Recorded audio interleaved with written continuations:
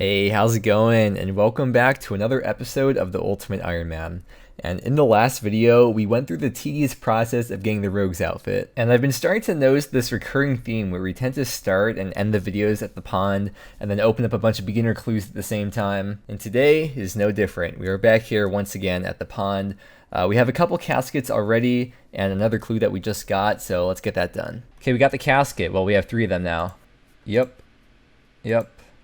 Near the end of the last video, I mentioned that I want to get 30 farming so we can start planting these willow seeds and free up that space and of course get farming XP too. And to do that, we are going to do the Garden of Tranquility quest. And the only requirement that we're missing for that is the Creature of Frankenstein quest. So we're going to knock that quest out first, after I sell off all this stuff, and probably going to buy some more law runes too since we're here. I don't think I've mentioned this before, but a fast way to get bronze bars, like if you need bronze items for a quest or something, because right now we need bronze wire, if you trade Shanty in the Shanty Pass, he stocks 10 bronze bars for very cheap. Could be a way for low-level Ironmen possibly to train smithing too, although with the Knight Sword quest, probably not that relevant. Okay, we got all the items that we need for the quest now. And with fairy rings, we can get to Mauritania a lot faster than we could before. I used to just run from Varrock through Paterdomus all the way over there. But with fairy rings, we can get right to Canifis. I know it may not be the best way to get around Canifis. The ectophile is probably a lot more useful. But fairy rings are definitely a huge improvement. Oh yeah, this quest unlocks that one step for medium clues that's super annoying to get to. Creature of Frankenstein is complete. And from the quest, we got the Ring of Kyros,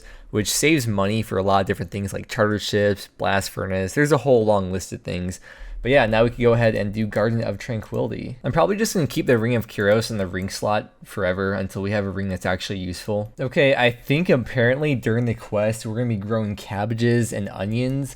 Yes, it's going to be one of those quests. So we gotta buy some of these seeds here. I think a lot of people that buy plant cure just talk to the gardener and go through the whole dialogue just to buy one at a time. But if you go to any farming shop, you just buy a bunch of them all at once. And you could just trade the tool leprechaun and store your plant cure in there. I feel like we should have unlocked Fossil Island so we can make ultra compost for this quest, because we have to plant a bunch of different crops all around. And if any of them die, it's gonna be kind of annoying since I can't just bank my stuff and do stuff in the meantime, you know? Got a lot of stuff here. Why did the Ring of Kyros fall down the well? I'm hoping we can plant these seeds early and not have to wait until the end of the quest, because there's no way we are going to be fitting all these seeds in our inventory. I never tried to plant these seeds before the end of the quest, but let's find out. Oh, we can. Cool. I just teleported to Artie because I couldn't be bothered running, and that was a medium task, and I really want to get the medium diary done for Artie so we can pickpocket knights at some point, but I also don't want to do it until we get 40 herblore so we can use the XP lamp on that. But I guess it's something to think about for the future, and getting 40 herblore also I guess is another goal to work towards. Oh, I love this cutscene. Poor Billy. You know, it's amazing how self-aware these characters are. And we got, what's this dude's name? PK Master 36. Once you push the statue like over the bridge, it just fades to black and you end up in Varrock.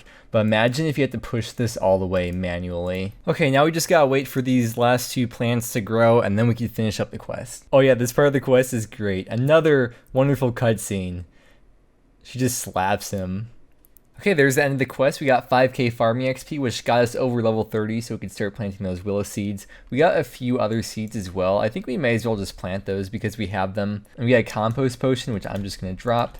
And then if you come over here and pick a fruit from the white tree patch, I believe that is a Varrock diary task. Yeah, and these fruits just heal 8% run energy, so it's not really that useful, but it does regrow after a bit like any other tree. And I guess it's time to start farming now. I'm not going to bother getting ultra compost for the guams. We're just going to plant them along the way right here as we go between the patches. I'm going to eventually want a lot of guams and marintils for lunar herblore, so the more we get now the better. The more I see these noted pineapples in my inventory, the more mad I get at them. I do not like them. Okay, here's how I'm going to be doing my tree run. So I'm going to come over here to any farming shop. I'm going to buy 5 baskets and 5 plant pots. I'm going to plant these in here. I'm actually going to buy 6 of these because we have the extra fruit tree seed, so buy 2 more. And then we'll start planting our willow seeds in the plant pots too. And then grab our watering can and then water all these. It's cool they changed the icon so you can actually see which ones have been watered now. I'm just going to fill the watering can back up here and then put it back in the leprechaun so I could save some inventory space, because right now, as you can see, it's not looking too good. Actually, because this run is only going to be 4 willow trees, I'm only going to have 4 baskets. And then from here, we're going to teleport to Lumbridge. I think we only have Addy gloves unlocked in the Culinarmancer's chest, but I'm pretty sure we can still buy the, was it cooking apples? Okay, we got 13 in stock, that is plenty. So we're gonna keep on buying these apples and filling up the baskets. You can fill up each basket with 5 apples, and then you can use those as payments for willow trees. So we got all 4 of our baskets, our 4 willow trees. I'm gonna run around and use all 5 patches that I can use. We don't have the farming guild unlocked yet. I wanna say it's level 45 to get in there. Yeah, okay. Although I don't believe you could even use the herb patch or the wood tree patch until you're 65 anyway, so whatever. Let's plant our first willow tree and grab the stuff out the leprechaun too. The first willow tree has been planted, and whenever you pay for a tree, it's guaranteed to grow. For the oak sapling, I think you have to pay a basket of tomatoes, and I can't be bothered to get tomatoes. I'm just going to super compost it. But the willow trees are going to be guaranteed to grow because I am paying the farmer that basket of apples. I think another thing I'll do at the start of each of these farm runs is I'll buy a water rune each time I teleport to Varrock for the Varrock patch, so that way I can get over to Falador. Okay, first ever farm run on the ultimate is done. In 6 hours or whatever, when we go to check all these trees, it's going to be so juicy to get all that XP. Wonder how many levels we're going to get. You know, it's very hard to forget to pay for your patch on ultimate because you have to go out of your way to actually get the payments every single run. Apparently we got some diary task done. I'm not really sure what it was. I wasn't really paying attention. But I think we should go and do a diary now. I feel like getting a diary done now that we got 30 herb lore. And I was looking at the quest points. We also got 150 quest points, so I believe that's a new Slayer block unlock.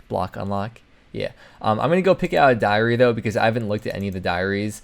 So we'll pick an easy one to get done right now. I think we'll go and do the Lumbee Easy Diary. We do have all the requirements. The only thing I see on here that could be a bit of a struggle is getting a water talisman for that.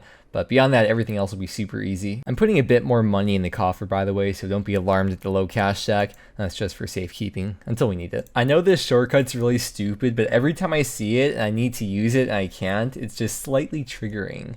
We'll get that medium diary done one day. We're still missing a few requirements though. Instead of trying to get a water talisman, I think I'm just gonna go through the abyss instead and we'll just YOLO it. I think we'll be alright though, but that's why I put my money in the coffer, just in case something does happen. Because when you go through the abyss, wait, what? That's weird. It says it's completed already, but maybe I just have to talk to him one more time or something. Ooh, this guy had a bad name. Okay, we're good now. But the reason why I was going through the abyss is because when you go through the abyss, you don't have to have a talisman or a tiara for the corresponding altar that you're going to. And this is the last task now for the Lumbridge and Drainer Diary. Drainer, you say? I barely know her. Hello, Mr. Hate Us Cause They Ain't Us. I would love our 2.5k XP lamp, and I'm going to replace our, was it the Ring of Kyros with the Explorer's Ring now. I'll put all the rewards on screen as I usually do. There's really nothing we get that's too good out of the easy diary, as you can see. But you know, 2.5k XP straight into Herbivore will put us from 33 to 34. Okay, just one level. Oh, agility potion. That's what we have to make for, I think it's Taiba One-Eye Trio. Once we get the medium Lummy done, the Cabbage Patch teleports will be really nice to have. But for right now, we got the Explorer's Ring 1, the prayer bonus, and we can reclaim that anytime from Purdue right over here for 200 GP, so that's pretty cool too. I'm going to pick out another easy diary to do because, I don't know, I feel like it. I'm in the mood to do some diaries right now. Let's go do Candor and Easy Diary next. I don't think that should be too hard. Eventually, we'll have to get the Candor and Hard done to do the Sears course, or at least to do it more efficiently. But yeah, looks like none of this is too bad. Doing this is so nostalgic. The Sears Village Church. So many good memories here. I remember I once actually officiated a wedding here. Wow. Let me turn the sounds up. I want to hear DTFT playing the organ. He's pretty good.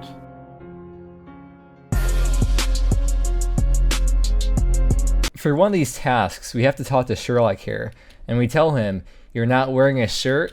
And he replies, "No shirt, Sherlock." God, no way, we just got the pet. We got the fish pet. Hey, that's a Finding Nemo reference. Wait, there's a way to make it jump out of the water. I think if you play with it, does it jump?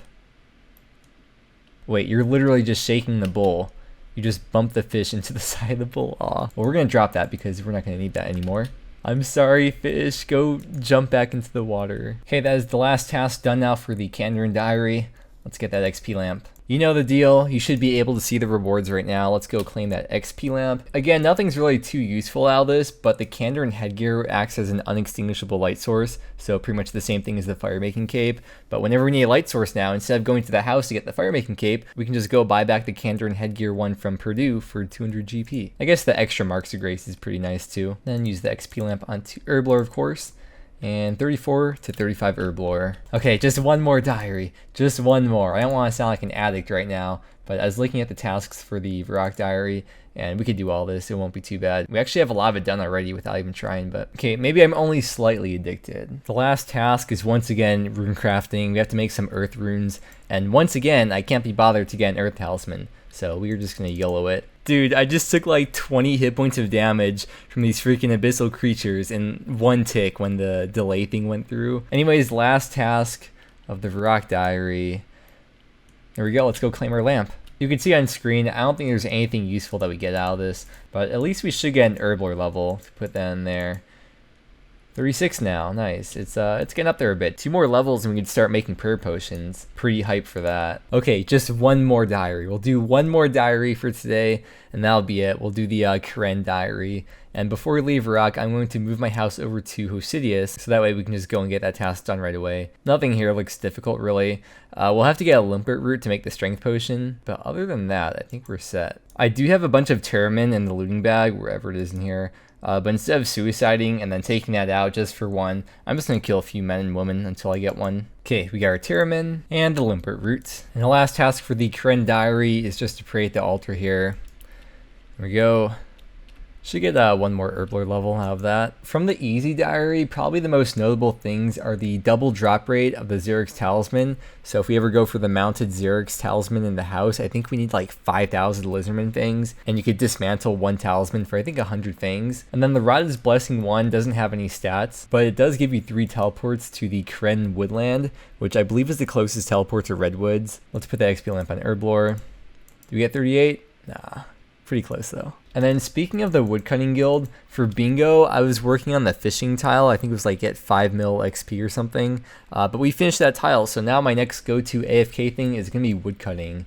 We need 7.5 mil woodcutting XP for that tile. So I'm going to start helping on that, and we are going to head over to the woodcutting guild now and go bankrupt over a rune axe. Wait, crap, I meant to buy a knife first. Okay, Perry, I remember you scamming me on my hardcore 40k for a rune axe. I can't be bothered to kill the nature spirit or tree spirit things or whatever. It's not worth the time. So we'll just buy that.